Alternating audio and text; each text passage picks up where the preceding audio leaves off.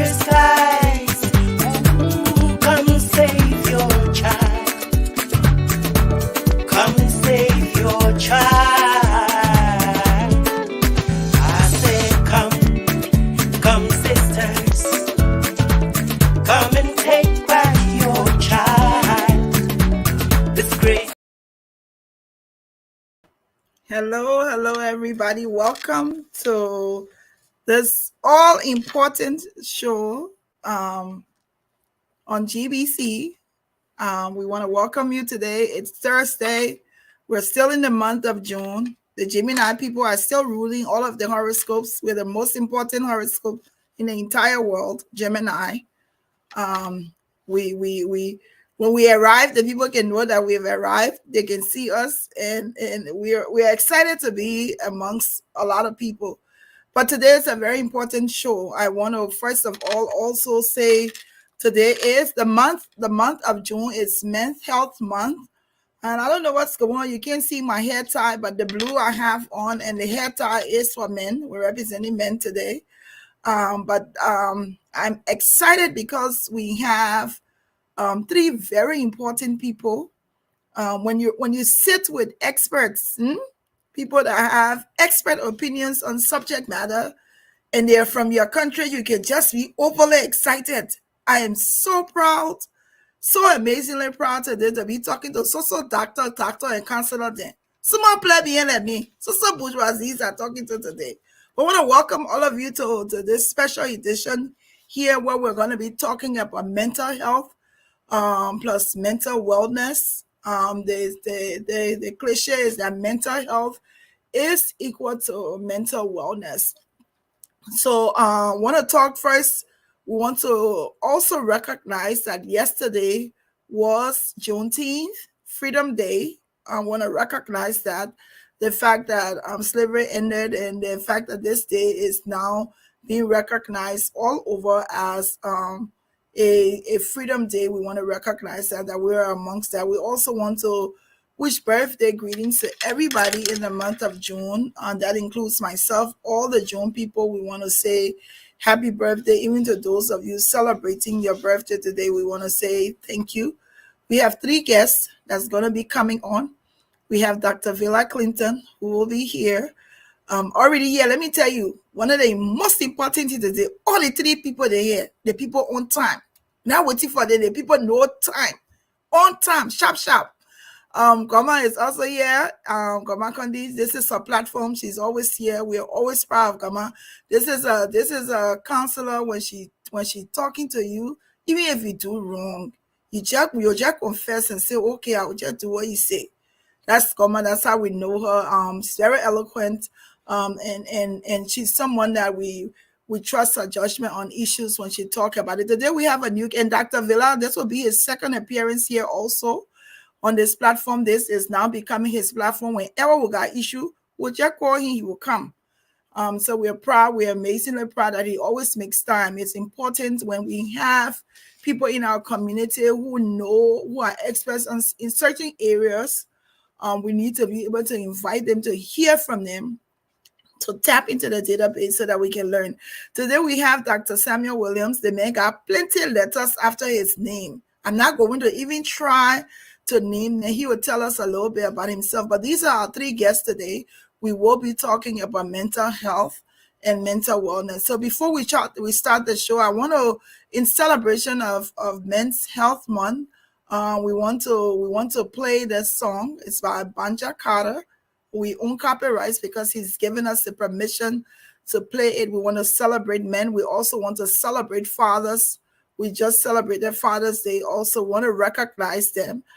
Even though they're not equal to women, to mothers, we still want to recognize our fathers and celebrate them also. So this song here, this video is dedicated to all the men and to all the fathers from us here on GeesBeeCee.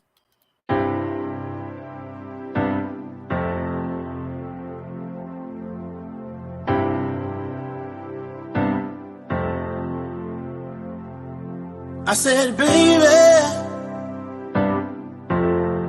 can I talk to you for a moment? Seems like I'm really feeling kind of lonely. I can't wait to see you again. Oh, baby, tired of looking back on all the mistakes. Being on my own ain't worth the heartache. Trying to find my way right back to you. Ooh, I would walk 1,000 miles just to get to you. Walk the oceans, cross the desert if you want me to. Ain't no mountain high or valley low. Your love's the only thing I know. Here I come, baby, right back to your loving arms. Oh, loving arms. Woo. I said, baby, baby, baby, can't sleep without you here beside me. Woman, I need your love to guide me. You know how to ease my troubled mind. Oh, So there you go. A special dedication to all of our fathers. We're going to bring our guests. We'll bring all three of them on, and then we're going to go from one to the other so that they can tell us a little bit about their background and their why they are here and what their contribution is to this subject we'll do. And we also want to say to you, if you're on and you're watching, we're going to, just before the show ends, we're going to do 5 minutes of people to call in. I will share my number so you can call in and talk to our guests. If you have questions, I'll tag my number on the live feed. But we want it to be interactive. If you have questions, you can also type it. I'll be monitoring it. We want this to be interactive so that we all can get some information today. Let me bring on Goumah first, ladies first. Welcome, Goumah. Thank you, Glendy. And this is Dr. Clinton's platform, so I'm gonna bring the guest, Dr. Williams, on first. Welcome, Doc. Welcome. Thank you. Thanks for having me. Thank you. Thank you for making the time. And Dr. Clinton, I am feeling so accomplished today. I swear, I just want to go to bed now. Welcome, Dr. Clinton. So, welcome to our platform, and we're glad that you all could do this because I think in our community it's important, and also from the backdrop of the fact that we're from Liberia, West Africa, the connotations, some of the things that we learned growing up. Want to first start with Goumah. Just tell us a little bit about, just give us maybe a minute of who you are, what are some of the things you're doing, and then we'll go to Dr. Williams and then Dr. Clinton. All right. Well, so I am Goumah Bass Condi. All the people on Facebook, then he said, I must say I'm Bass. So they've been fussing with me forever. Why do you only say Goumah Condi? So I am Goumah Bass Condi. Yes. You agree? Okay. All right, Dr. Clinton. And I'm a licensed marriage and family therapist. I'm also an author of a girl's book, amongst other things. I'll leave it at that. I work predominantly with couples on a daily basis. My specialty is trauma and attachment. And all that means is I help people learn how to bond in healthy ways. So in Liberia, I do run a program called EAGLE. It's Every Girl Lives Empowered. And we go in twice a year. We do trauma camp and workshops for girls who have been abused in any kind of way. I am married. I have 3 daughters. Many of you know about them already, so I'll just leave it at that. All right. Thank you, Goumah. Dr. Williams? Good evening, everyone. I am Samuel Williams. I am current role is the Deputy Chief Medical Officer for the Philadelphia Department of Behavioral Health. I am a trained adult and pediatric psychiatrist and neurologist, and also have a master's in business. In addition, I grew up in Liberia, St. Patrick's product, for those who I know. see why the Saints people in the live feed. Saint Frisk is there in the live feed. You're see the calling schools now. You're not there. You're stopped. Uh, yeah, so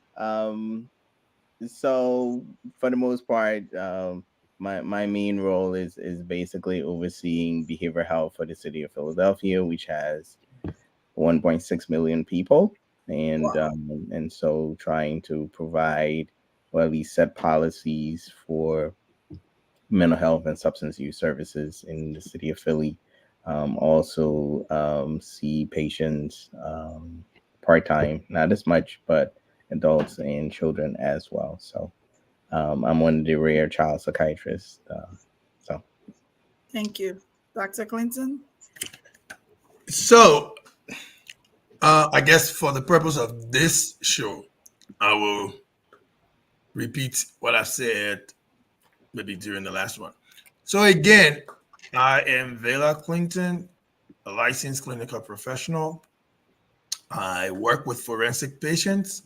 Technically, that means people who commit crime across the spectrum that goes from trespassing to murder, and are incompetent to stand trial due to mental illness or some form of intellectual disability.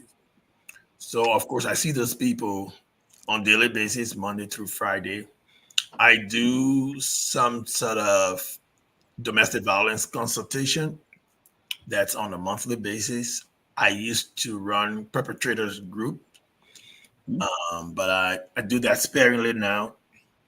Um, as Goumah said, among other things, serving on dissertation committees, working with people conducting research on bipolar disorders, those kind of things. Above all those things, I'm honored today because I'm sitting with two of my juniors that I watched grow up, and they have excelled enough to become even more professional than I am, more knowledgeable than I am. And so I was wondering how I was going to follow them.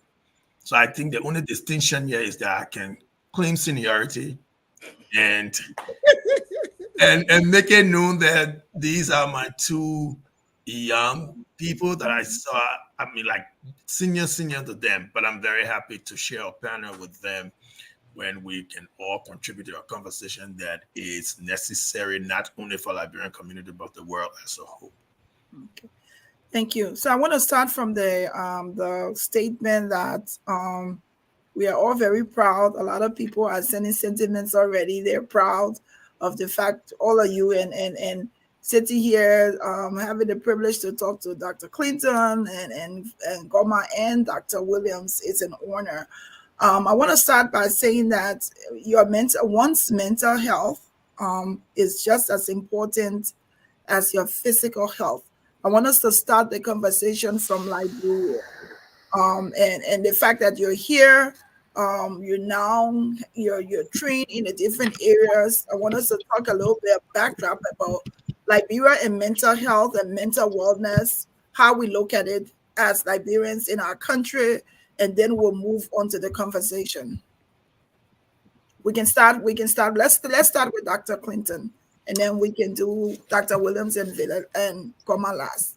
Oh, okay. Well, I thought you were going with the tradition of ladies first, but Yeah, I want to switch it around. Since we do what they say, age before beauty. So Yes. Yeah. When it comes to Liberia and mental health, that for me has always been a concern. But it involves a lot.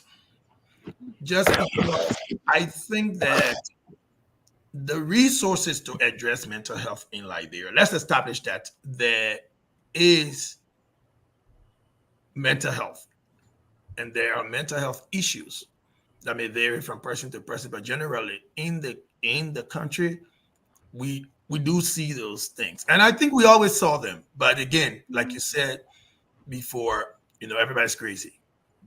The differentiation has been lacking.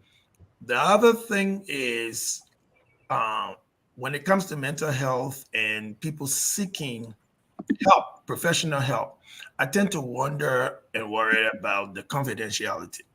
That is a huge piece for me. And that too, I know we'll get deeper into the conversation, but that too is something that has been one of the barriers prohibiting people from seeking treatment, because confidentiality issue is very huge. And it has been my hope that with the upspringing of all of those drug rehabilitation centers, we will prioritize confidentiality and encourage more people to seek help for the right reasons. I always say when it comes to Liberia, I just have three words: rescue, rehab, reintegrate. But doing that outside of confidentiality or with confidentiality at a risk makes it harder. Dr. Williams? Yes. And so to put it mildly, I think when we look at mental health, we always say, or at least the World Health Organization, which I agree with, is that there is no health without mental health. So the mind and body are connected, right? You can't, the head is part of the body, and so more often than not, people have always focused on physical health as opposed to mental health, and um, I know growing up in Liberia, the mental health facility was the Catherine Mills rehab center. I've been following as far as mental health services there, and of course, I know mostly some services are rendered through the community clinics, at least that they have. Um, but I know there may be a little bit more now. But the last I knew, there were only three psychiatrists in the country. So when you talk of a population of, I don't know, what are we, like 6 million now, give or take, Yeah. for only three psychiatrists, that's not a lot. And then compound with the substance use that is ever growing and ever rampant. Now more than ever, we definitely need to focus on the mental health of our country. Liberia is a very young, has a young population, and so for all intents and purposes, they are the future, and we have to sort of save the young minds. So. All right. Goumah? Yeah, I think they've said it all, but what I will say is mental health issues have always existed in Liberia. I think many of us know family members who, if they didn't go to Catherine Mills, we knew that something was off with them. So it's not new to us as a people. I think the challenge we have is that we've always had stigmas attached to mental health issues in Liberia. And because we don't have proper education and we don't have sufficient professionals to struggle. I will say I don't think it's any different in terms of the stigma compared to other countries. Even in the US where we live, people still Yes. have huge stigmas attached to mental health issues in this country. So I don't think we're that far behind. I think where we lack is in terms of professionals in the field to do the work and the education. Yes, absolutely. So let's start. What we'll do is we have several questions here. So we'll ask the question, and any one of you can respond. And if all three of you want to say something to the question, then you can certainly do that, because I think we want to be able to hear everyone's perspective as we talk about these different things concerning mental health. So we'll start with, what is the definition of mental health, and how does it differ from mental wellness? Goumah, you want to go? Well, I think mental health really is a state of mind.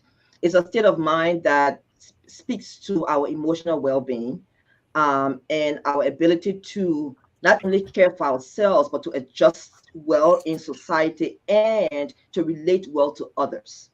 So mental health really speaks to how healthy you are emotionally. Because when we think mental, we just think only the mind, but it's really about your emotional well-being. How are you able to relate to other people? How do you take care of yourself? How do you function on a day-to-day basis? All right, Dr. Clinton or Dr. Williams, you can add. Yeah, to add to that, I think I think now we're in this period where we're looking more holistically. Before, mental health used to focus primarily on like the current state, right, of a person's and emotional needs and things like that. But now we're more looking holistically, where we're thinking more positive outlook and looking at what I call overall wellness. So your financial state, your physical state, your social state, as well as your emotional state, all of those things put together is what when we speak more of mental wellness, because all of those things impact your overall mental health. All right, Dr. Clinton. So, not to sound redundant, because I think they've said it to the length and breadth, but uh, I tend to think of health primarily. Then, before I go into what mental health is, so I'm not going to rehash the mental health definition, but just to put it, when I think mental health, I think health, which Dr. Williams, I think, referenced in terms of the overall well-being of a person. Then we take it to where mentally the person is also healthy. But one of the things I've really conscientized myself about is I like to see them as a term, a descriptive term. So mental health is a descriptive term. Mental wellness is a descriptive term. You cannot speak, or I cannot speak about mental wellness without talking about mental illness. Same way, I can't speak about mental health in a concrete way as, you know, this is something I like to say that it's a term used to describe the state of mind of any person at any given time. But they all mention those things that we can attribute good mental health to, or when they're off, we can talk about as mental disorders. So that would be my contribution to this particular question. So if you had let me just go off a little bit. If you had just looking back at Liberia, any one of you can answer this question. Looking back at Liberia, back in the day, I don't think I remember anybody being concerned about mental health or mental wellness. I don't know why, but I just think I don't understand. I don't know whether it was because of education or whether because of the fact that we were in Africa. But I think people were more focused on physical health than mental health. So what would you say to that aspect of it? I would like to go. Well, I initiate the conversation on that. Yeah. Uh, Not to disagree with you, but I think that when we grew up as kids, even the world was not to the place where they were not at the place where mental health was a priority. So if you dig back, you'll find out there were asylums where people were just placed, regardless of what. Mental health was just mental health. So when we thought people were just crazy, they thought that everybody was just mentally ill, regardless of what you had, so or what your diagnosis was. And so back in Liberia, I can speak to the 70s and the 80s. So Dr. Williams mentioned Catherine Mills. That was the big thing. That was what we knew. And we knew people were there. We didn't know, well, I personally didn't know where it was located. I didn't have a clue. And I don't think people intentionally dismissed it, but it was part of the lack of awareness. And because people didn't know, people didn't care.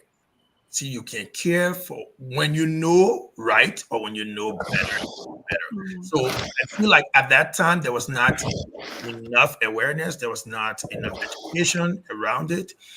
Um, and then there was cultural influence, which I tend to think of as tradition. So people who got mentally ill had to be taken to herbalist or what we used to call country doctor.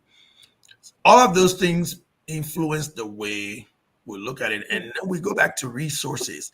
I don't think there were trained professionals. You see, when Dr. Williams mentioned 3 psychiatrists, I was hailing him because when I did my research there was one for the entire population. There was one. And And he's still working. he's still working. Yes. I have to say that I'm in touch with some professional colleagues who are um, medical professionals like Dr. Ari Land, Dr. Collins Andrews, and those people. Um, in recent time, they were able to put me in contact with the Grant Clinic, and there were at least I think 7 or 9 psychiatrists in training under that one psychiatrist who's still working, and it was quite impressive to me because I was trying to send someone there, and the person said to me, "Just go ahead and write a summary of what you want." So I got in contact with them, and they told me they gave me the same advice. When I sent the summary, I emphasized you got to bring me diagnosis before you bring me medication, because many times I ask people, "What are you taking this medication for?" I don't know. They say to take it. Did they give you diagnosis? But this time around, whoever worked with that particular individual was able to answer the questions that are whenever those people are in training right at Grant Clinic. So I think we're moving in the right direction. It may be slowly, but we're moving. Okay. All right. I wanted to ask I Dr. think, Goumah, you wanted to add? Go ahead. yeah, I think what I want to say about that is I don't know that mental health was not a concern. I think what I would say is we did not focus a lot on mental disorders. But I remember growing up and, even visiting my godmother and having her go to a particular place that she went to because she would say, I'm going to clear my mind. And she would go for a couple of days and she would stay there. Then she would return to her family. She was raising boys. So I think people cared about their mental health. They didn't label it as such. They would say, clear my mind, take a breath of fresh air, those kinds of things. I think the mental disorder is where we missed the mark for a long time. Okay. Yeah, and I was gonna say, and to add to it, I think Liberians have always known the importance of mental health to a certain extent, not necessarily the impact, right? So of course, there were the beaches that people would go and relax and those sort of things, and obviously, some of the pops, the men will get together at the end of their workday and drink their club beer with their buddies and just sort of shoot the breeze. So in some ways it was their way of taking the load off, from their day or stress or however you want to call it, um before the next day or those sort of things, which I think, it showed some awareness of the need to sort of de-stress, if you want to call it that. Yeah. Let's look a little bit before we move to the next question. I want to talk about your role, Dr. Williams, with children. Yes. And what is their approach to, or how occurring are they with the importance of having great mental health, or mental health equals to mental wellness? What's their perspective on that? Okay, so when I was doing my training, after I did my initial sort of internal medicine training and started my general psychiatry training, one of the things, especially with adults, one of the things I realized was that a lot of my adult patients, a lot of their issues started in childhood. And so that was very eye-opening, right? And so I realized, like, people are, and of course things happen in childhood, trauma and other things, neglect, and all of those impacted how people cope with life, right? And so in a lot of ways they develop bad coping or maladaptive ways of coping with what happened to them. And so all of those things down the line sort of impacted their overall health and led to other disorders. And so after training as an adult, I realized, I said, it will be better if I go back and sort of continue my training to learn about children. And so that way, if I could meet kids where they are, it would change the trajectory of their life, that they're not 40 or 30 years old, or even 50 years old, dealing with things that happened to them when they were like 8 or 9, and those things still affecting how they are. And so now, of course, today we're still seeing, these things still happen, right? A lot of issues are, mental illness. Kids are exposed now to more things than they have ever been before.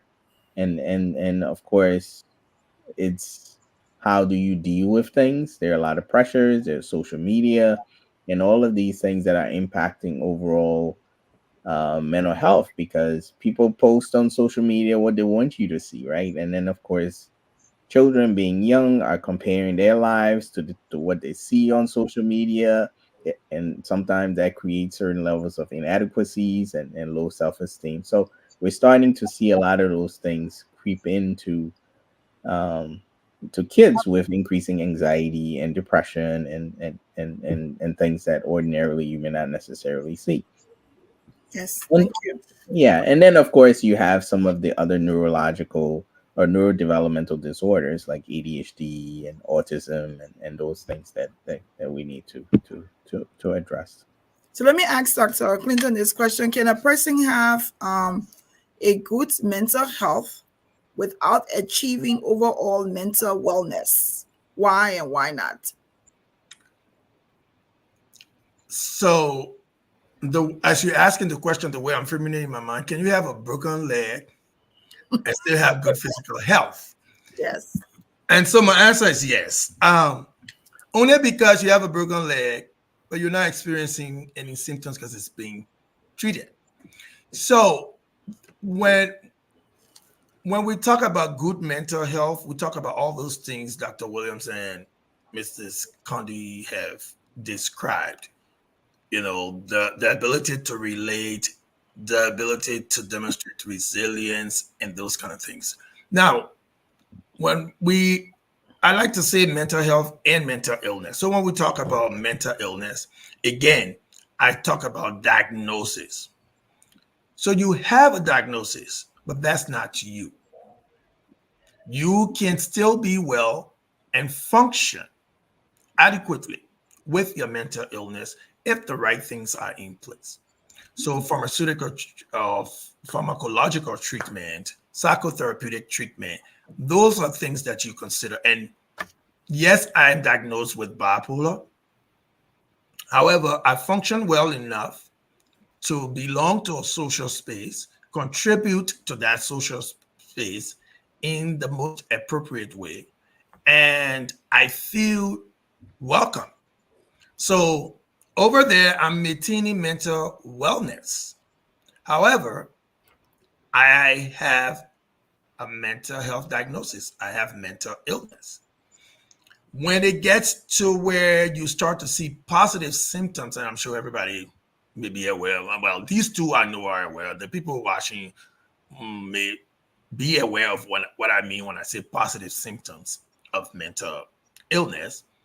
In that moment, I don't have full mental wellness because I'm experiencing those symptoms that are compromising to my safety and the safety of the general public, so to speak, let alone the social space that I am a part of. So my answer to your question is yes. And why? It's because of all those reasons that I mentioned without specifying them. One of the things I like to emphasize is that it is a dynamic, and you have a family of 3, 4 children. Everything is going well. You're celebrating their achievement, and something happens. One person becomes ill. It shifts the family dynamic. That entire group of people now have to readjust. Some of the time, we do not have that level of support in our support system because one, the stigma, two, the fear, three, the shame. So people don't even know how to address it. As a result, you look for external help, but then your family becomes the topic of discussion. Now it becomes a rumor. All of those things keep people away from doing the right things. At the end of the day, it's easy to say, "Oh, I saw you hanging with so and so, that boss sick."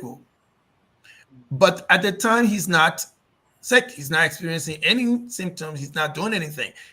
But you are discouraging people from welcoming him and engaging him, which is a major factor.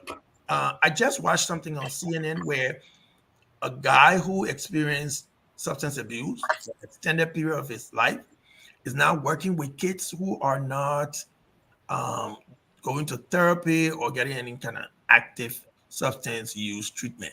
And his goal is to prove to people that connection, human connection, is primary in recovery, is primary in healing, is primary everything we do.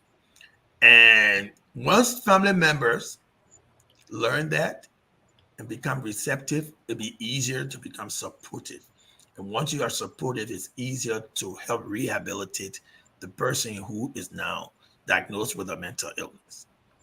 Okay. I like this comment that Hillary wrote. He said, we also ignore the effects of trauma and the long-term effects it can have on a person and their mental health. So let's go to this question to Goumah and ask, what are some of the components that can contribute to mental wellness? What are some things we need to do to stay well mentally?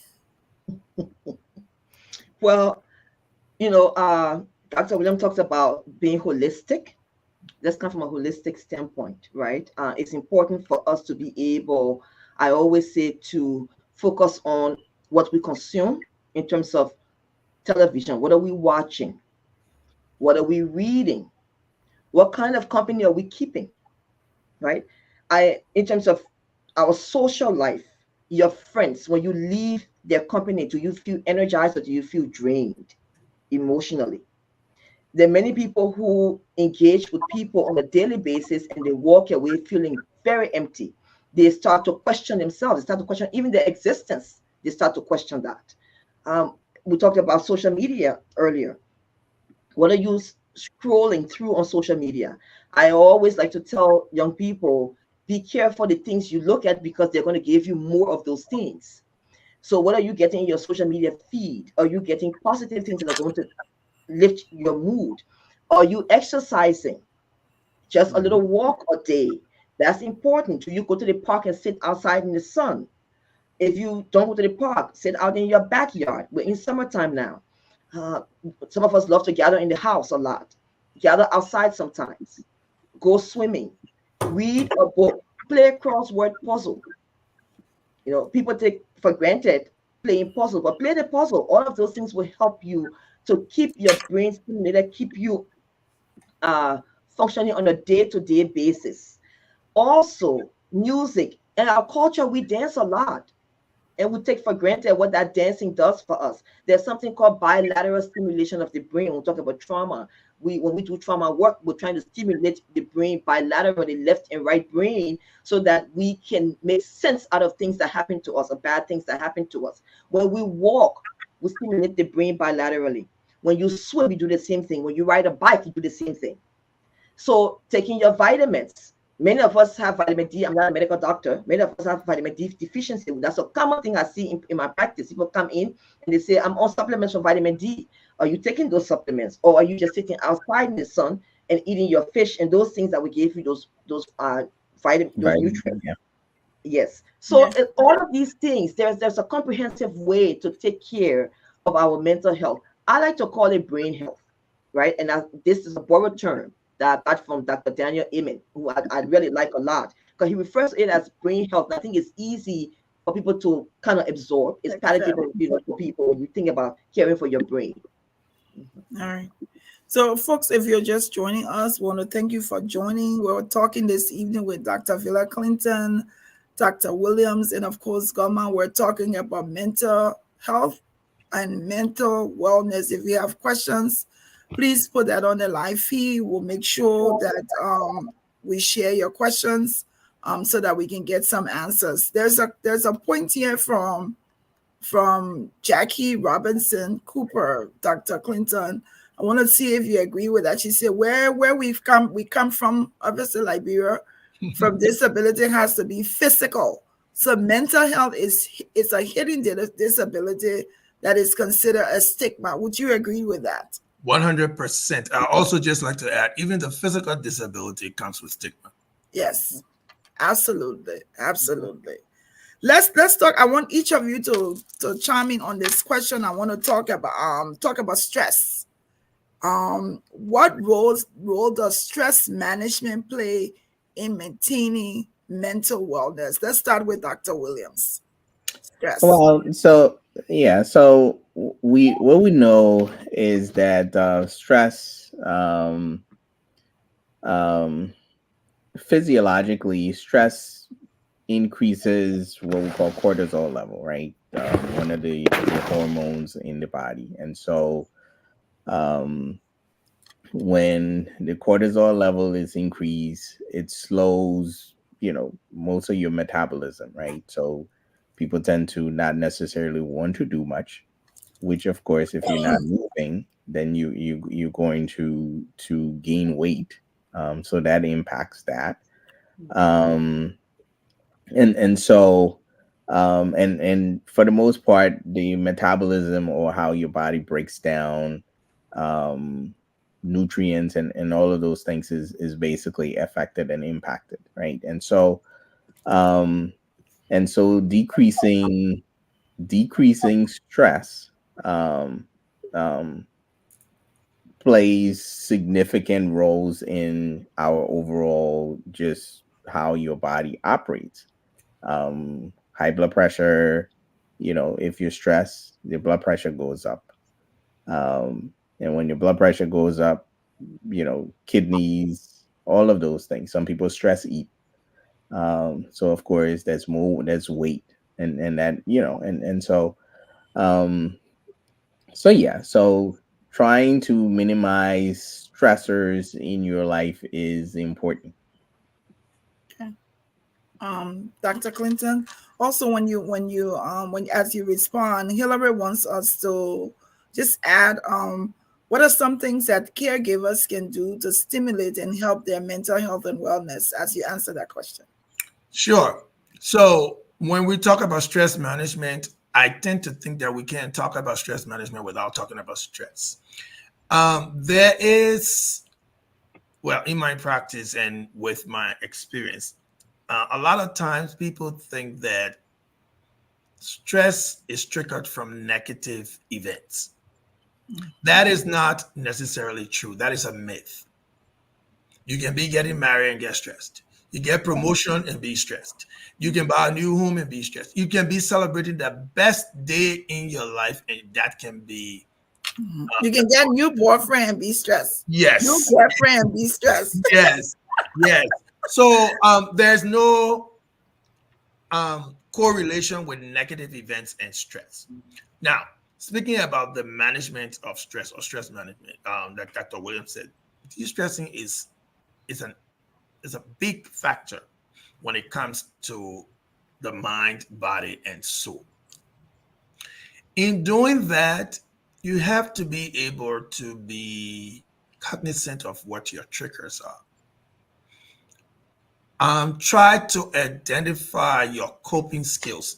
If you don't have coping skills, build them. If you have them and they're not enough, increase them. So, Goumah previously mentioned going to the beach, reading a book, watching a movie, even jogging. or hanging out with people. Like I think everybody has a happy place, and that happy place can be also mental. So I personally, I'll give you an example. I have two happy places. One is a college campus, and the other is a lounge, like a bar. Whenever I go into a bar setting, I'm relaxed. My mind is free of stress. So I normally say to my friends, my bedroom gives me comfort, but my lounge area gives me fulfillment because I relax. So when you can identify those things, like those strategies and coping skills that will help you maintain an equilibrium, you have done the first thing to de-stress, because then you know how to avoid them. Coming to Hillary's question or statement, I always encourage caregivers to join support groups. Um, I don't care how long you do it, you never know the fullness of it. So sharing, you help other people and other people will help you. Prioritize your self-care. Make time for you. Even people who work in the health field, I say when your clients go to bed, rest. Sure. If you're a baby mama, when the baby is sleeping, sleep. Sleep. Because when the baby wakes up, you are also waking up. So another thing I want to add there, when Goumah was speaking about trauma, the effect of trauma is so long that you never know when it takes effect. Mm-hmm. And some of it can be vicarious. Right. In either way, it has to be addressed. I don't want to get into the teaching of the A's and A's as in ACE people, not AIDS. So, Adverse childhood. yes, yeah, adverse childhood. Yes. So, so all of those things will contribute to what we experience as adult, and in so doing, when you learn how to manage those things, you learn one of your strategies can be to avoid them. So I know that calling my mom at 6:30 is not a good time because I just came from work. Yes. She's going to give me her daily report regardless. You're already tired. You're already tired. And if you respond unusually, that's an issue. So when my mom calls me by my first name or my nickname, we're fine. Whenever she calls me Dr. Clinton, that's being sarcastic because something didn't go right with my response. So you already know that. So I know I will not call until maybe 8 o'clock. And by that time, she's winding down for bed. I'm just starting because I rested already. So that it's not long. The conversation is not long. We talk about the major things, So you got to be able to know the sources of your stress. Excuse me. You also have to be able to know how they affect you, especially when it comes to your emotional intelligence. Once you can put those under control, you can de-stress without big problems. Yeah. And I think to your point, I think you make a salient point. I think some of us, we know what our triggers are. We know what's going to stress us, but we still allow it to stress us. And then you wonder, like, why am I stressing? But you already know what's going to stress you. So why are you even bothering yourself to say, I wonder what happened? Well, if you're going to go there, I think it's very key when you say you have to be able to, once you've identified these stressors, then you have to be able to avoid them. So you have peace of mind to be able to be at peace and have that mental wellness or great mental health with you, because it doesn't help you all of the time exposing yourself to the stressors that's going to irritate you. Goumah, did you have something to add? No, I think he said it all. I think he was really on point. If I could say anything, the only thing I would say in terms of people, what you just said, Glendy, with people knowing their stresses and still indulging or engaging, some of it is also cultural, right? So people are afraid to be labeled as disrespectful. Let's use this example of the mother, right? Not returning his mother's call right away. We're afraid to be disrespectful. And what I always say to people is, it's okay to feel bad about doing the right thing for yourself. Okay. So let's take two questions from the audience here, and I'll go to Dr. Williams on one of these questions from Quintina Stewart. I say the friskiest people all over the place today. All the friskiest people that show up today. We know that I have people here. Dr. Williams, Quintina is saying, in one word, how do you balance mental health and competency? So I mean, I think so competency is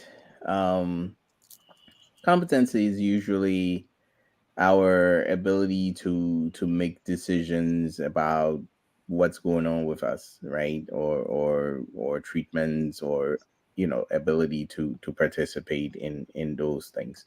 And so when if you're so if you're I'm getting feedback. So if you're not if you have some mental stressors or things that are bothering you per se, or even have a mental disorder, it's very difficult for you to fully make decisions that will be clear, or have that clarity of mind, so to speak, to make the decision that will be beneficial for you and your situation and circumstances. It's almost like sort of being impaired in some way. So making sure that you're doing things for your overall mental wellness, i.e., exercising, your nutrition, your social pieces, minimizing stress, and taking time for yourself, also provides you, places you in optimum, at least, ability to do the things that you want to do. So kind of maintain. So I'm just going to mention Brenda's question, because I'm not an expert. That's not my area of expertise with what they have. She said, can lack of sleep contribute to mental health? I think that's a yes, right? Across the board. Yes. Yeah, because if you catch me in the morning and I haven't had a good sleep, that's not going to be a good morning. Yes. That's going to be a frown face, just running by you. But I want to go to Dr. Clinton on this question. How do social connections and relationships influence mental health and mental wellness? You're listening, boyfriend, girlfriend, husband, wife, siblings, co-workers. But I think I kind of alluded to that, when I was answering one of the questions when I talked about the family dynamic. But to answer this specific question, social relationships, they're very important. And I know you have people with different, what we call personality types, so you're introverted or you're extroverted or whatever it is, and we do all the MBTI stuff. But they're very important. Now, they're even more important if they come with self-awareness, meaning you know yourself well enough to hold yourself accountable, to identify your vulnerabilities, to identify your potentials, to identify your abilities, because then it puts you in a place where you're looking for similarity as you connect socially. Moving beyond that, that self-awareness helps you identify what you need to reject. Excellent. And I know Hillary has asked Goumah's permission to use it. but I'm going to use it anyway because what is Goumah is mine. That's right. Feedback for rejecting the reject. Yes. It Wow. doesn't necessarily mean that person is no good or no use. They can be useful to other people in other capacities, just not for you. One of the things I always stress, even if you're a drug user, everybody who uses drugs is now you're fitting in your social circle. Mm. Identify your social circle, take control of it, and be present all the time. And when I say be present, I don't mean go visit people. Be present with you. Know what you feel like doing and why. Mm. Prioritize the benefits, but also weigh in the consequences. Do not dwell on impulsivity. Do not. And if you go that route, you are bound for what I would call mental health equilibrium. Because today you say, I'm not watching the Glende GeesBeeCee show because it will trigger my past experience. It Mm. brings back to memory what my mother experienced, my father experienced. So I don't want to watch it. Somebody may say, I want to watch it because it's going to help me process further or deeper what happened to me during the war. And some people will say, I'm not watching it at all. But you got to know you. That's your first go to. Know you, self awareness. And then that will help you identify what you don't need to attract and what you don't need to engage, endorse, or maintain. So I want to say something. I mean, in all of my years, I mean, there's some of the things you said, Dr. Clinton, is some of the things I finally realized about a year or two to do. And so as I'm hearing you saying it just seals it up that be comfortable. Be comfortable with saying no to things that don't help you or Yeah. don't compliment you. It's okay if it's okay for someone not to like you and you be okay with the fact that they don't like you. And I put it this way, everybody doesn't like good. Yes. Not everybody's going to like something good. So it's Yes. not that you're bad. Some people just Yes. don't like good things. Yes. Anything you all want to add, Goumah or Dr. Williams, you want to add to this piece with social connections and relationships and how they influence our mental health? Yeah, I mean, I think Dr. Clinton sort of covered the spectrum. Yes. As people, naturally, we are social beings, right? And community and all of those things enhance our life and existence. But at the same time, obviously, you have to be aware of the types of people that you want to be around, the types of social interactions, because you know people may be furthering their own interests more so than your interests.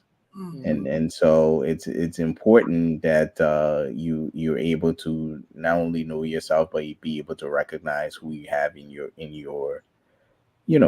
your sphere, just because they may be there but not necessarily there for your interest, or even just to help your life. They may be there for their own interests and really don't care about you. So Goumah, you good on that? I'm good on it. Yeah. Yes. And I think one of the things to say I thought about saying was that it's okay to alter for you to alter your life perspective because it brings you great mental health. In saying that it's something, if you know something is bad for you and someone else wants to do it, don't do it because you know it's bad for you. You have to be aware of those things that are not good for you. Rose is asking, it's important to encourage open discussions about mental health to reduce stigma. How can we effectively go about it? This Any, is any this is one way you're doing it. yes, talking about we're it. talking about it. In the Yes, public, you're bringing awareness to it. yes. Another way I encourage people to do, if you're not comfortable holding the conversation because you're not well well advanced as far as knowledge is concerned, take time out and do your own research. And then seek out people you're comfortable talking to. Once you talk to those people, you will be able to open yourself to receiving what they add. And you can expand your conversation groups as you go along. Um, Look at, I think people who like movies, they do have some movies that are entertaining, but then educational. So all of those things will bring the awareness you need to increase your comfort level when it comes to talking about mental health. The stigma, to me, is never going to go away, regardless of the level of awareness. Because I come to believe, and I may be wrong, but I've come to believe that we tend to misinterpret tolerance for acceptance. And this is true to me in various societies across the globe.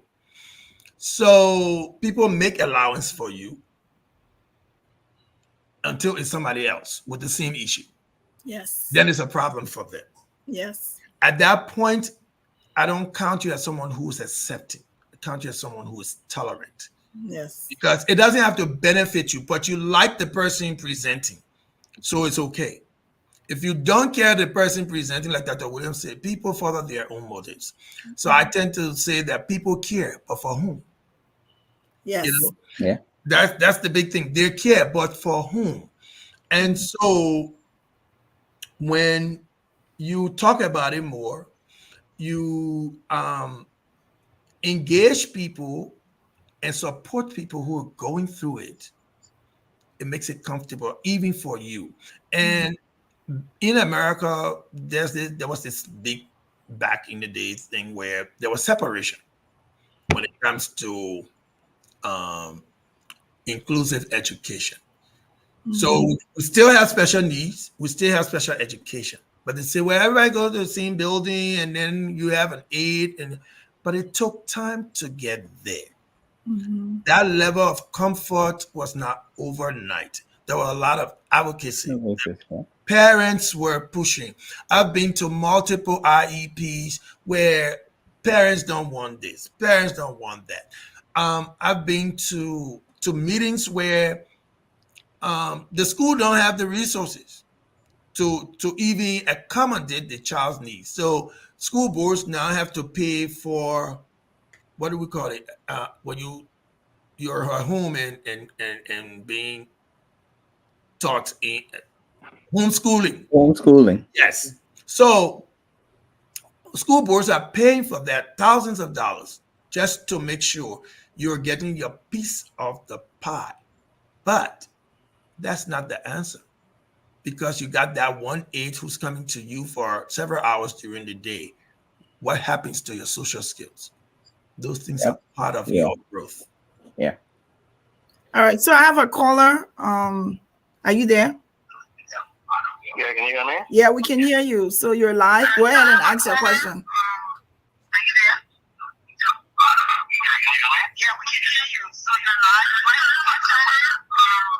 Okay. Maybe you need to lower There's an echo in the background. Yeah. You need to lower the volume. Yeah, lower the volume. Okay. All right, hold on one second. Okay. All right, go now. Yes, it's better. Go ahead. Okay. So this is a really good topic. My name is Snowler Brooklyn, and especially within our Liberian community, I'm someone who has embraced therapy for over 10 years plus on my professional side as well as my personal side. And the way my mind works is whenever I embrace something, I really try to get intentional about practicing it. And I placed a question in the chat, but I thought I needed to add some color or clarity to it. I find myself continuously doing like this process of reassessment, of self-evaluation as I interact with all personal side as well as my professional side.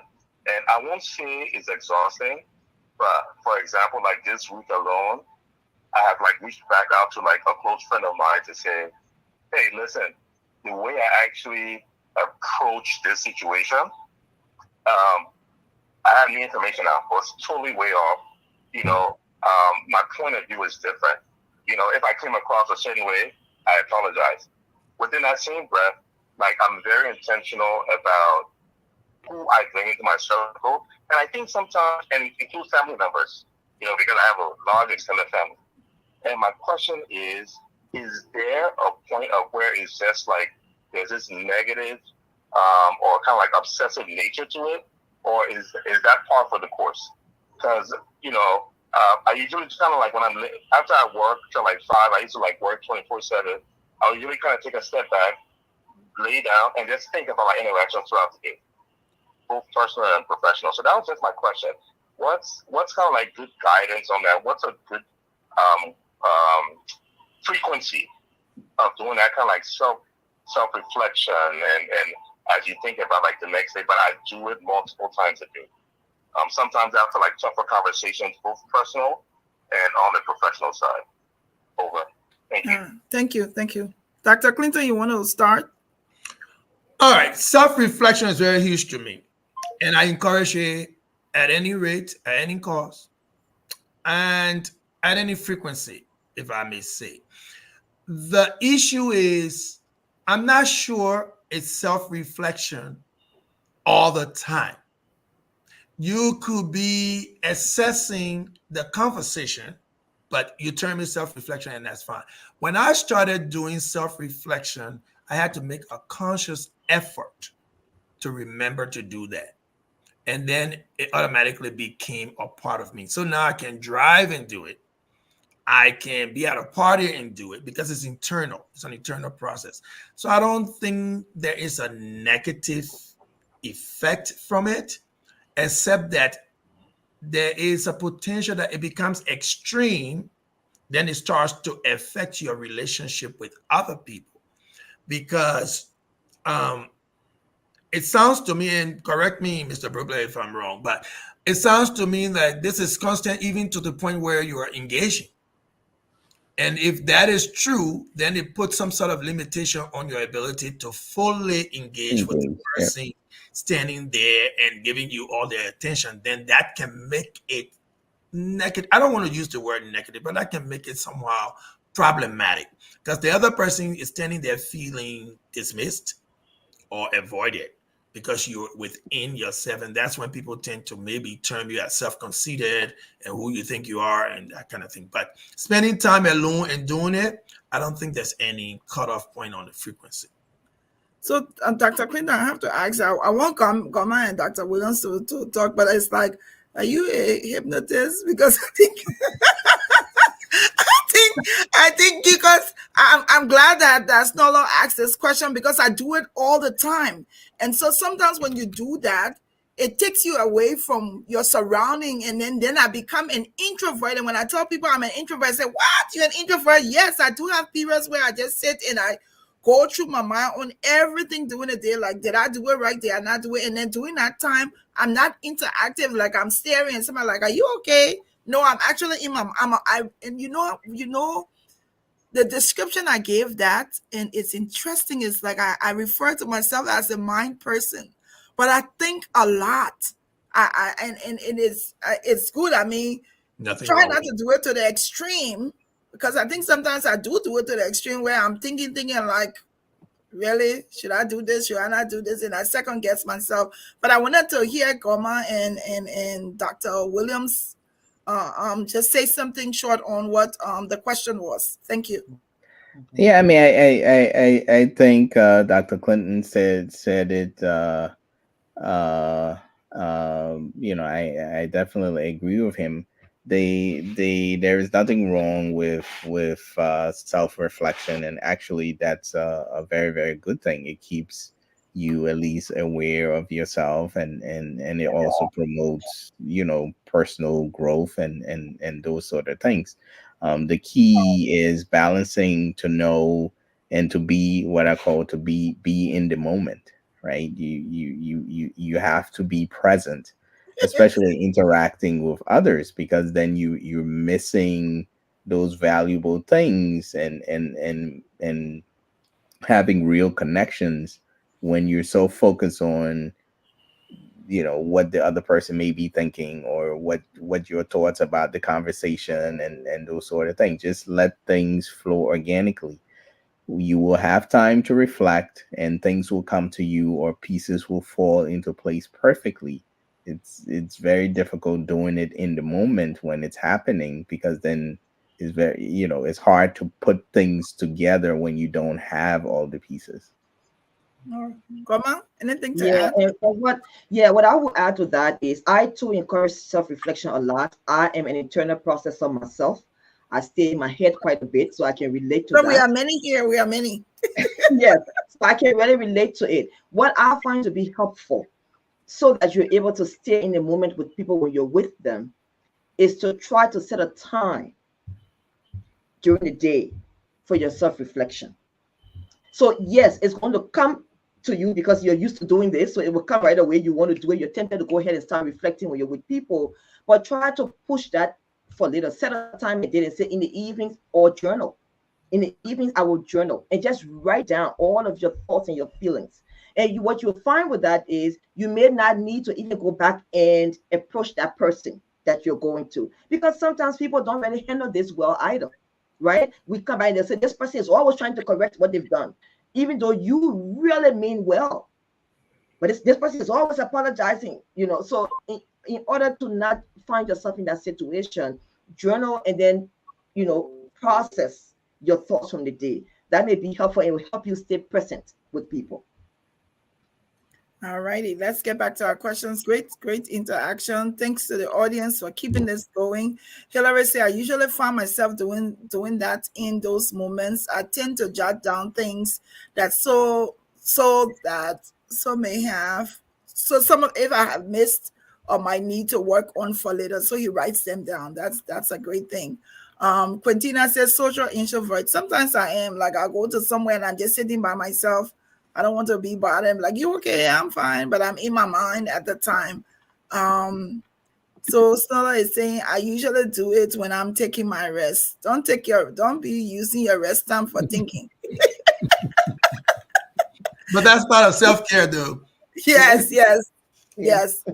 And Fitzgerald Clemens is saying, this is needed in our society. It's so needed. I'm so appreciative of this conversation today, because I think the more we talk about it and the more awareness we create, the more it'll be okay for our community to say this is an okay thing. So let's, we have just a few more questions to go through. I wanted to ask everything that we could ask. And if you still have questions, they're here. We can do it. She said, I can relate, says a social introvert. What are some common barriers to achieving mental wellness, and how can they be overcome? So we'll ask, because we have a few more questions. One person can answer, then we can do the next question. So anybody can take that question. What are some common barriers to achieving mental wellness, and how can they be overcome? Lack of awareness, Mm-hmm. stigma, Mm-hmm. confidentiality issues, limited access to professional help, lack of resources, unwillingness due to the very stigma we're talking about, and the list goes on. But I'll leave it for Goumah to continue. Yeah. Well, I think you said most of what I was going to say. Yes, the stigma, the unwillingness, but I want to say lack of awareness, I think, is really, really huge. Sometimes people don't know their options or what they could do.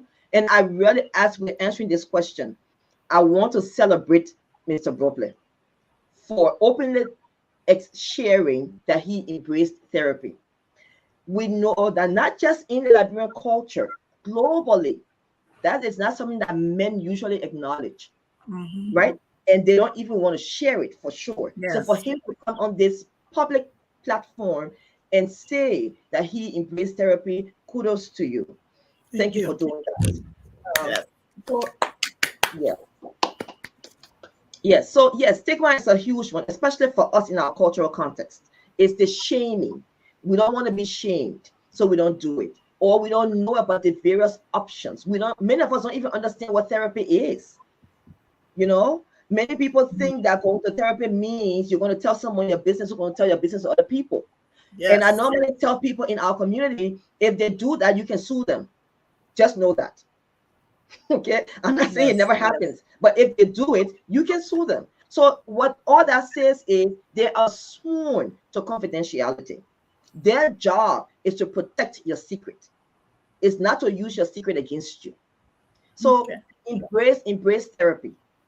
Okay. So the next question will go to Dr. Williams. How can mindfulness and meditation practices contribute to mental wellness? For example, yoga. No, I mean, I think those are definitely important practices, because yoga is a form of exercise, and provides the stillness, and the stillness for you to relax your mind, and so I think um we, during our day to day, are always doing something or thinking about something, and not necessarily having time to sit still, and just not necessarily think of anything that's ongoing. So I think incorporating mindfulness is important, whether it's yoga or tai chi, or um just meditating, or reading the Bible, and those things. So those are all activities that provide a certain level of comfort, and definitely helps mental well-being. Okay. So the next question I have here is, what is the importance of professional mental health support in achieving mental wellness? Dr. Clinton? I wish Mr. Brubler was on the platform to answer that question, because I mean, So we can. He's still watching. We can call him.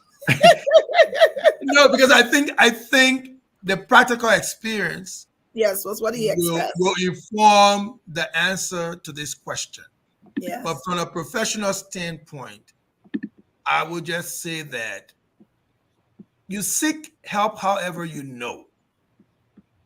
But there are people trained to channel this help in the most effective way Hello? that it affects you. You want to answer? Mr. Brooklyn? You came back? Yes, please. All right, go ahead. Yeah, can you just repeat the question? So the question was, what is the importance of professional mental health support in achieving mental wellness? Okay. So, I mean, I think there is strength in vulnerability. Okay. I think that there's this fallacy that to be strong as a man, to be strong as an African man and a Liberian man, you have to kind of like be like this, male chauvinist, or kind of beat your chest. No. Like, there's super duper strength and vulnerability. And when I said I started doing this 10 years ago, it's actually because of my job. And, it was something that was offered. And I felt very stressed. There was a lot of things like happening to me. I remember it was after my brother passed, Goumah, and I was trying to figure out like what to do with myself. From the outside, everybody sees me as a bubbly, outgoing personality. I think, like successful and so forth. But, like we all have kind of like these breaking points within us. And then we have to come out and be this strong presence, or be this strong energy that everybody attracts to. So you need to find a way to heal. So I started out using like the employee resource. It's usually like give you like 1 or 2 sessions free. I went to it. My therapist kind of like became like my president. I said, "Oh, so you can take my G's and you just get my G's that I can't reach nowhere." And I really started to lean into that. And what happened is, there was like simple tools, she provided to me on how to actually say no to more work. because again, in this country, you have like a lot of different things combating you. My time being spent in Liberia it's actually a result of my therapy. Okay, because I told my manager, I said, look, listen, the way I operate in the U.S., I actually need a balance. Okay, so me actually spending half my time in Liberia is a result of that. So it's very fundamental. I don't think everyone is the same. I think what happens is when you get the tools, you actually make it your own. Me and Goumah can get the exact same tools. We'll use it very differently. So the first step though is just actually being open and doing that. I've actually convinced a lot of some of my friends to actually do therapy, mostly male. I said, look, you'll be very, very surprised how liberating it is, to be able to like actually open up. At first I was skeptical. You'll go through a phase, but now I actually, from therapy, I was able to actually like be open to like my professional coaching, because then you actually like are living into your existence and say, okay, so where is the place that I need to work on? You are very self-aware. It's almost like your sensors are out there, and you want to just be present for your kids. It helped me to talk to my kids better. It helped me to be able to say sorry more when I wrong them. So there was just a lot of things that came out of that. Because growing up, in a cool household or whatever the case may be, African household, where you don't hear a lot of "I love you," you don't get a lot of hugs and all of that. Well, I turned that around and I just made it different. And there's not a knock on how I grew up. It's just what the culture was. Yes. So I'll just say, and it works. Everybody I've talked to who has even just dipped their toes in it, it works. For me, I think it's just something that's gonna continue to be a part of me. And so, like I said, first it was like just kind of working on myself.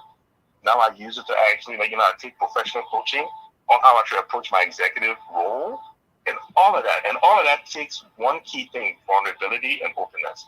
If you don't have that, you'll be wasting your own time. Excellent. Amen. We're too short for you to say you can't explain your own. Yeah, I just want to say. Hold on. Dr. Clinton wants to say. I just want to say I'm glad I deferred that opportunity or privilege for Mr. Brooklet to expand the way he did, because he answered the question the way I was hoping. But Mr. Brooklet, I just want to make a recommendation. I'm not your professional helper. You don't have to take it. If you haven't, I want to encourage you to purchase a book called Man's Search for Meaning by Viktor Frankl. And it's as cheap as $7, so I know you can afford it. And it looks like this. It looks like this. Here it is. Man's Search for Meaning. Because you were speaking from an existentialist point of view, especially when you said we can have the same tools and use them differently. People respond to their experiences in different ways, but the experience can be collective. So I applaud you, and I make that recommendation with no doubt. Go ahead, buy that book, and it will reaffirm everything that you just talked about. All right, thank you. Thank you so much. Okay. All righty. We're almost there. One last question, and then we're gonna ask the question about male and female stuff.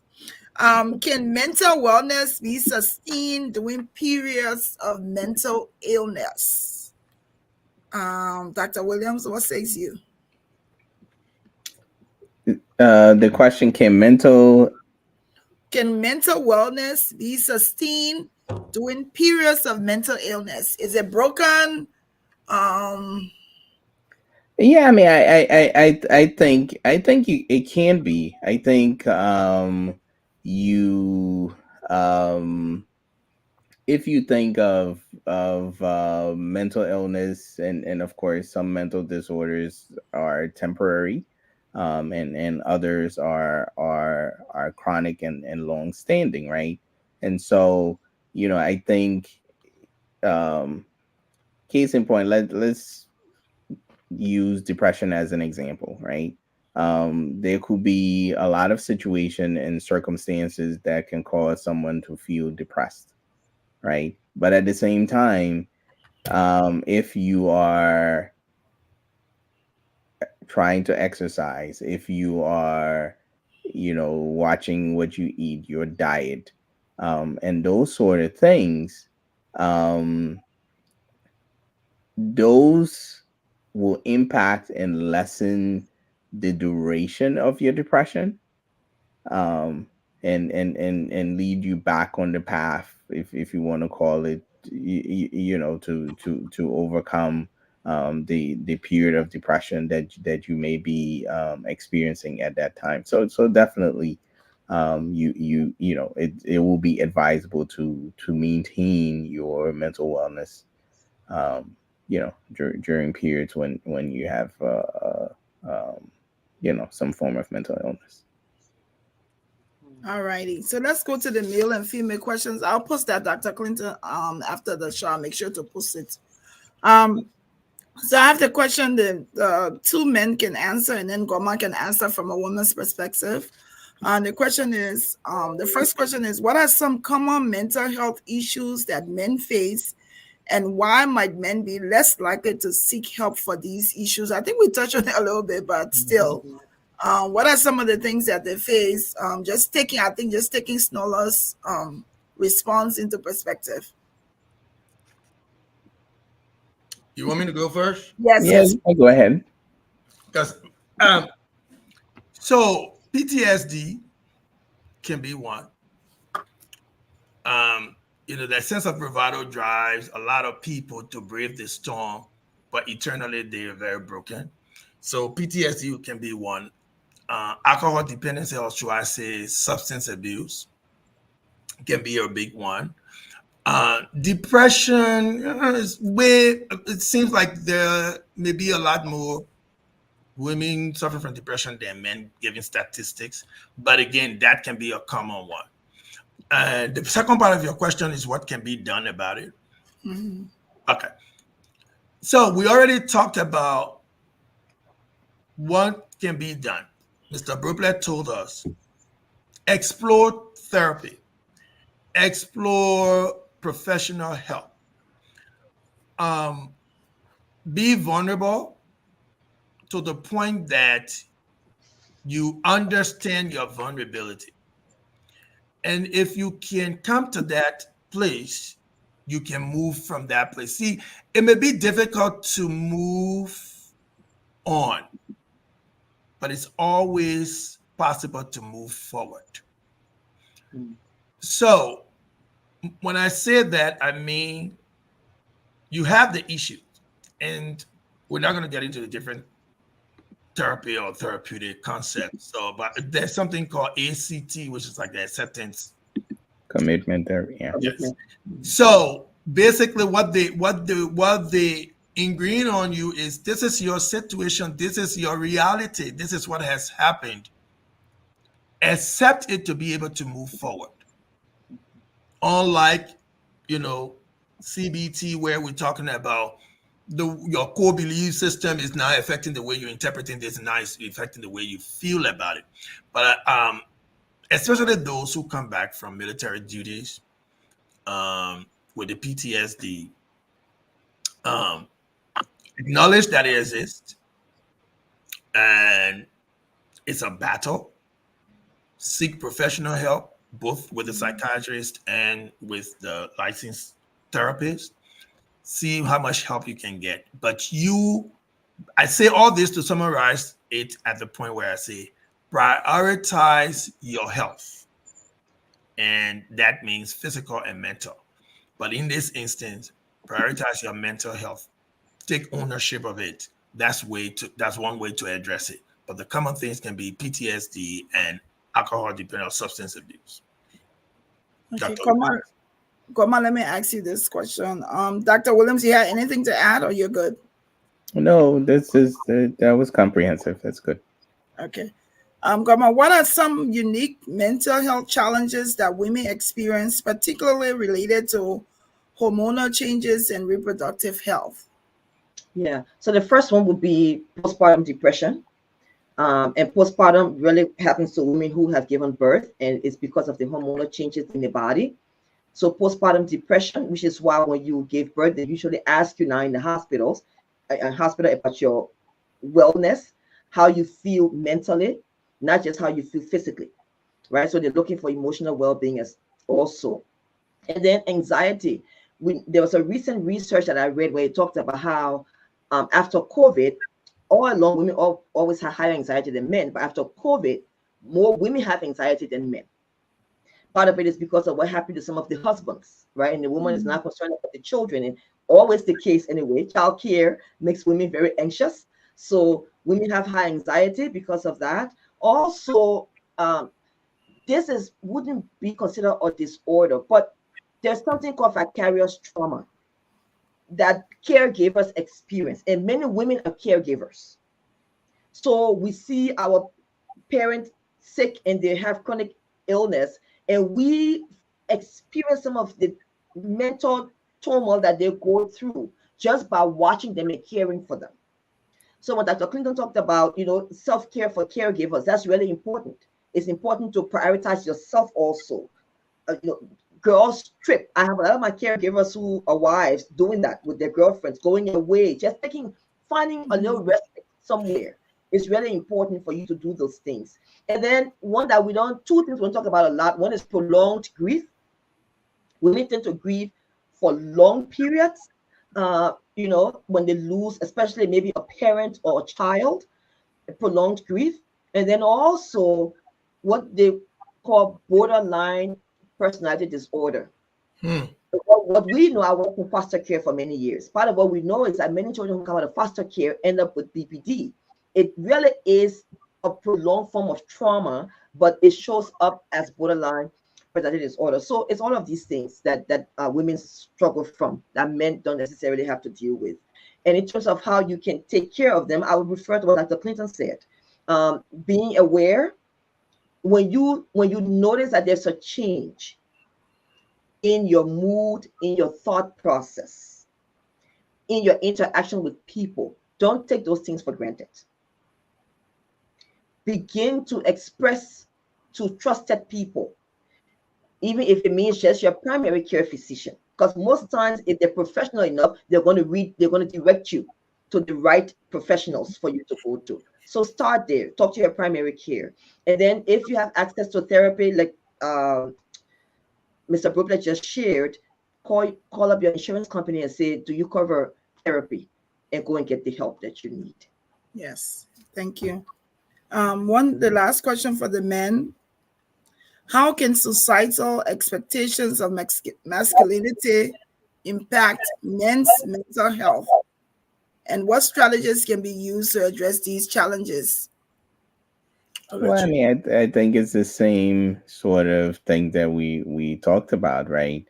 I think the expectations regarding men as head of household and just the head of the family and breadwinners, and just male bravado.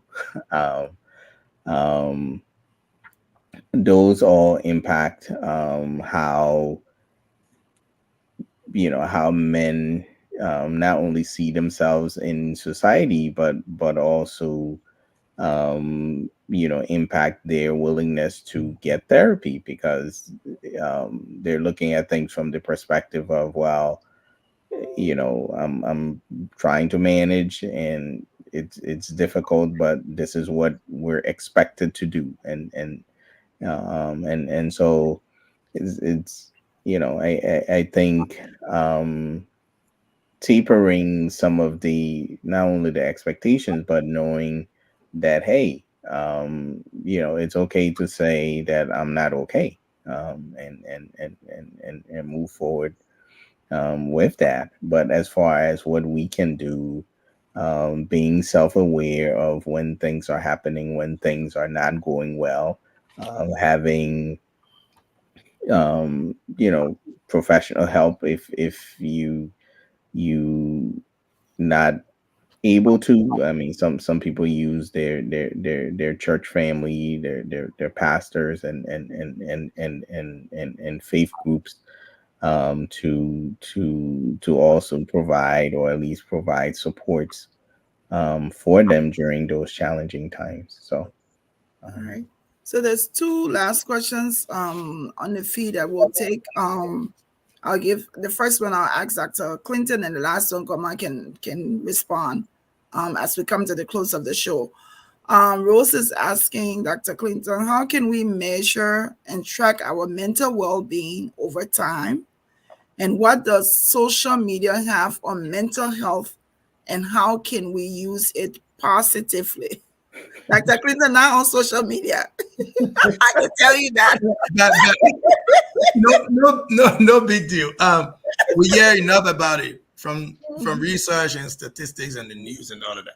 But the first part of your question, I think we've addressed that over and over. Yeah. But for the sake of the question, how can you measure and track your mental well-being? We come back to self-awareness. And to initiate self-awareness, I encourage you to practice self-reflection. Once you start that, you start to spot the differences, even in your tone of voice, when you talk to particular people or interact with particular people. Now, what I also want to encourage you to do is, even as you're self-reflecting and you're tracking, look for patterns. Now, I'm giving you research, right? It's like you're collecting data. Be able to establish pattern. When you establish those patterns, you'll be able to identify your triggers and your current responses to that trigger. Then now you can identify the need to change those responses. That's where you have to work. And at that point, you can decide, I'm going to seek therapy to help me do that work, or I'm going to be able to devise it on my own and read self-help books. There's something called the trans-theoretical model of change. I recommend that also. I mean, just to give you an idea of what it's going to be like if you were to go into therapy. And so don't get discouraged just because you decided today you're not going to go. Now, the other part of your question is, what does social media have on mental health? Negativity, period.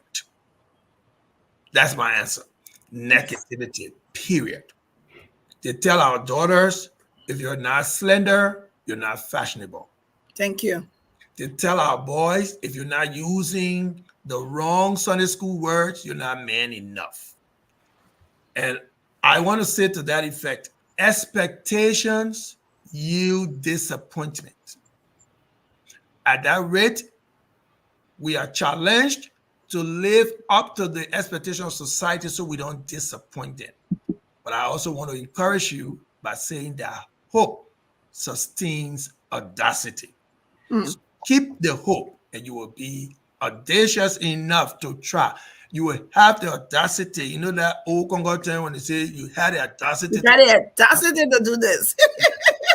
Once you have hope, you will have the audacity to do what is right for you, even as Goumah has said, it makes you feel bad. I want to add to Dr. Williams when he said it's okay not to be okay.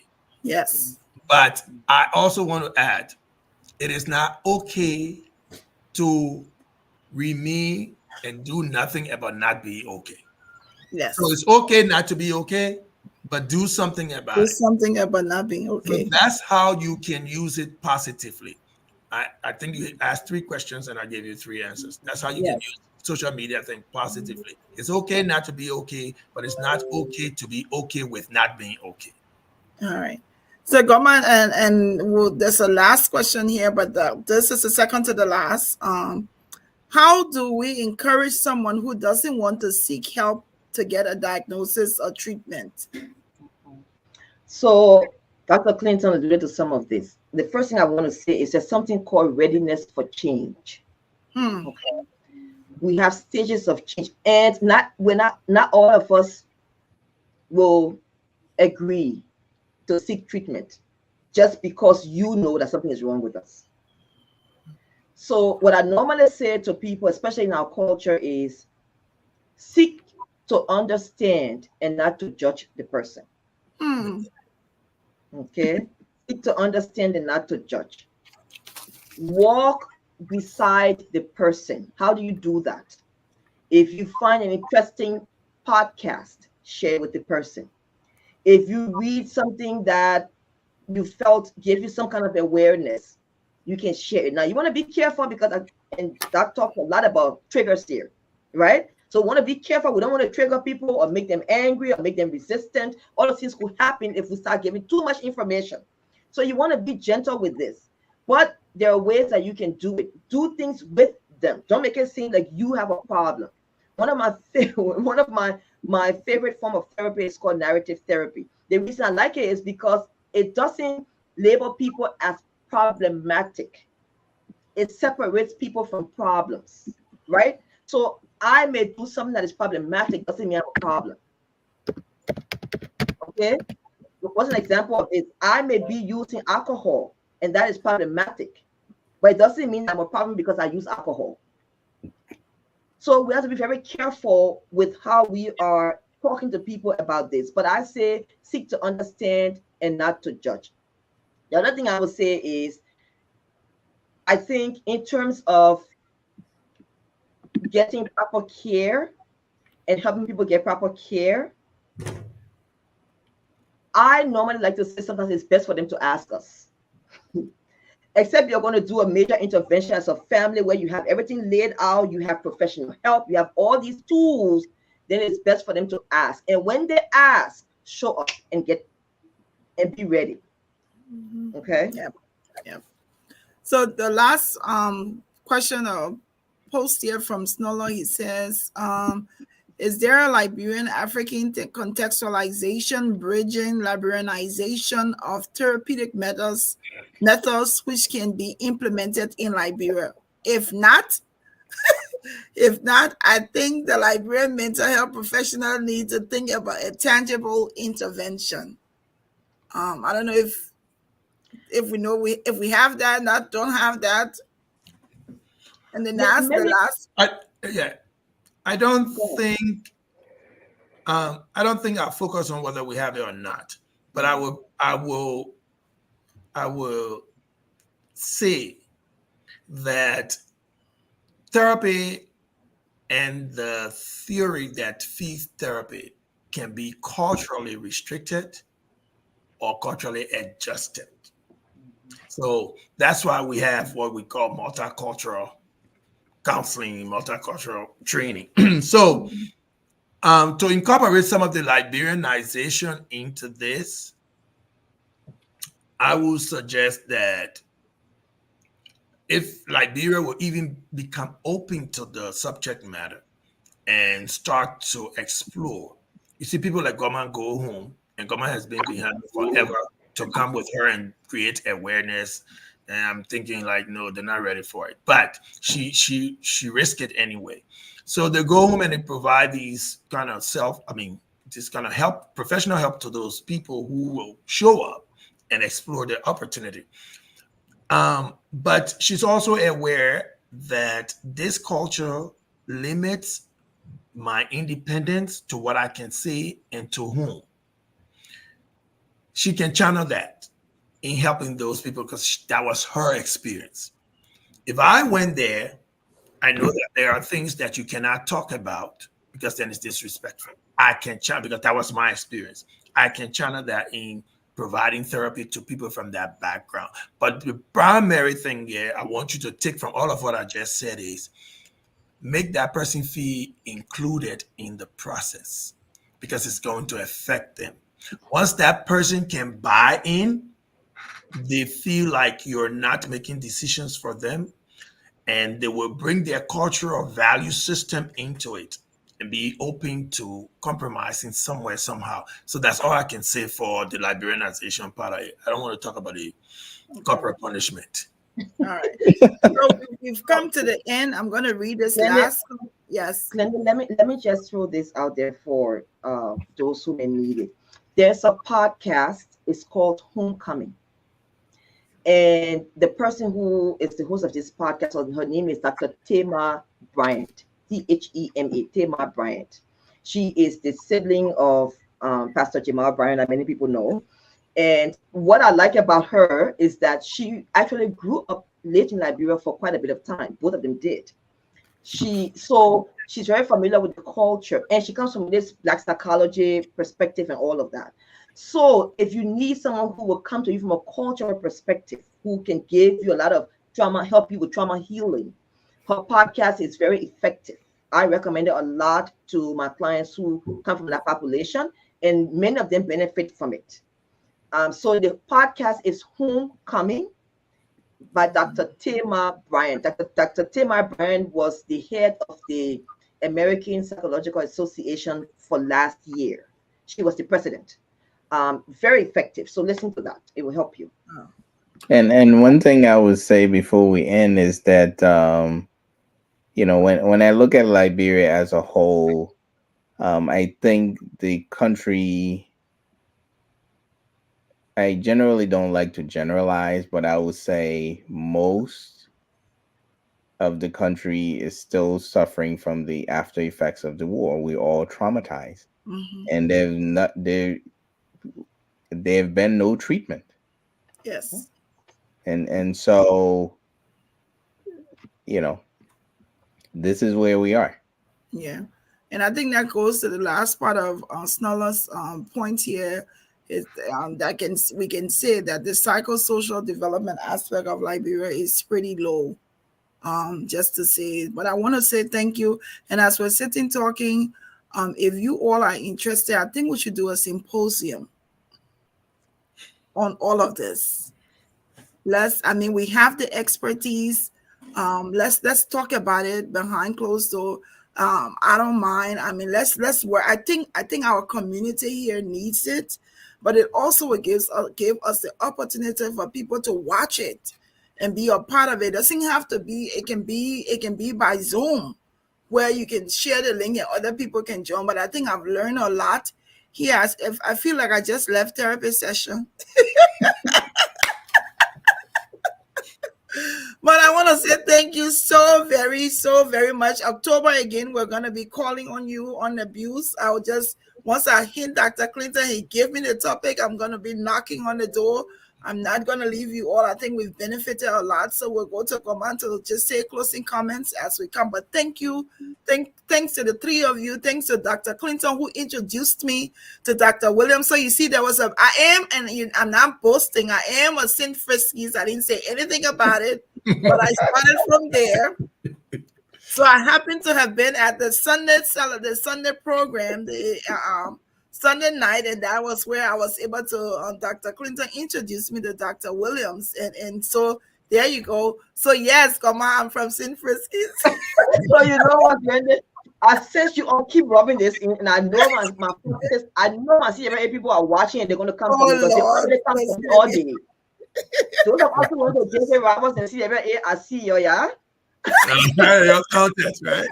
Hey, you don't come for me, please. She see you watching. Okay, Goumah, you want. Yeah, but it's been a great show, and I just want to say, as you guys, before we leave, and as you all do your closing comments, thank you so much. We'll be working out the details. I think something like this could be beneficial to a lot of Liberians, to continue to tap into. And if you have expert doing the show, I did see two therapists that I've talked to before that was watching. Victoria Cooper was watching, and Quita we was also watching. Those are also therapists that we've talked to on this show before. The platform is here whenever you have the opportunity, you want to talk about something, you have a topic, and you say, Glenda, I want us to address it. All you have to do is just text me, and we'll make the platform available to talk about it. So Goumah, closing comments. Well, I want to say thank you for the privilege. It always is a privilege to be on the show, sharing the knowledge that we gain on a daily basis, because some of us are forced to gain it in this field we're in. You're forced to, though I love to learn. But thank you for giving me this privilege. Let me say to my Liberian brothers and sisters, you're not crazy. You're not crazy because you don't understand what's happening to your brain. Brain health is as important as your body health. As Dr. Clinton said, medical health is important. Spiritual health is important. Financial health is important. All the different kinds of health. And just like you care for all of those, when you have a headache, and it's really bad, I suffer migraine, chronic migraine, where I have to be in the hospital with shots. So I know when it gets so bad, my body cannot function. And it's no different from you having a real mental health a challenge and not being able to function. I get help for my migraine. You can get help for any mental health issue that you have. So you're not crazy. Find the courage to seek help. Reach out and get the help. It's available to you. All right, Dr. Williams. So thanks for the opportunity, and it was great being a panelist with Dr. Clinton and Ms. Goumah. I appreciate the insight. It was learning, for me as well, even though we do this on a daily basis. For my Liberian brothers and sisters, I think it's okay when you don't feel okay, and obviously, um, um, we have to make the concerted effort to seek help when we don't feel our best. And life is challenging. Um, our country as a whole have been through its share of challenges, and still going through it. But I think we have to start, prioritizing our mental health, or at least that aspect of health, because, there's no health if you don't have great mental health. Mm-hmm. Thank you. Thank you, Dr. Clinton. So once again, thank you for affording me an opportunity, but most especially for bringing me on, as I said earlier, with people who I watched grow up and have become as Amazing. much educated or even more than I have excelled to become. I am honored and much respect. When it comes to Liberia, I know the both of you have spoken to our Liberian brothers and sisters. I want to speak to the parents and the authorities. When people do not have the help they need, they tend to self-medicate. And that's where we see the exacerbation in drug use, because the issues have not been addressed, and they are not being addressed by the proper people. And I can attribute that to the lack of resources, because I'm not counting on the lack of awareness. Again, that's not the primary issue. We've talked about this long enough, and exorbitantly so, to speak. So I tend to parents, especially mothers. It is time to stop praying for your children and start praying with them. Mm-hmm. Stop Amen. praying for them. Start praying with them. Mm-hmm. So they get the effect from being a part of what affects them. When they hear your prayer, when they're present with you, Mm. you are giving them the responsibility of leading the prayer, they understand more where you're coming from. But I want to say thank you to the audience. Great questions, great contributions. Many of you could have done this even better than we did tonight. But together we have concluded on knowledge exchange. You learn from it. We have learned from it. That's why I say to every patient that I've worked with, I'm sitting on the other side of the table, but guess what? When I leave there, I learn more from you than you have ever learned from me. Thank you, Glenda. Thank you. Forward to more good show. All right. Thank you all. Thank you all so very much. You have a great evening. Thank you. Bye. Folks, want to thank you. Thank you for watching us. Thank you for being with us for almost 2 hours. To all of you, we want to say thank you. And yes, mental health is indeed mental wellness. Take care of your mental health. I hope you've learned something. If there's a topic, if there's someone out there you want us to talk to, just let me know. Send a shout out. We'll make it happen. This platform is equally your platform as it is ours. We're here. We want to connect. We want to share. And we want to be able to impact the community we serve. Thank you, everybody, and have a pleasant good evening.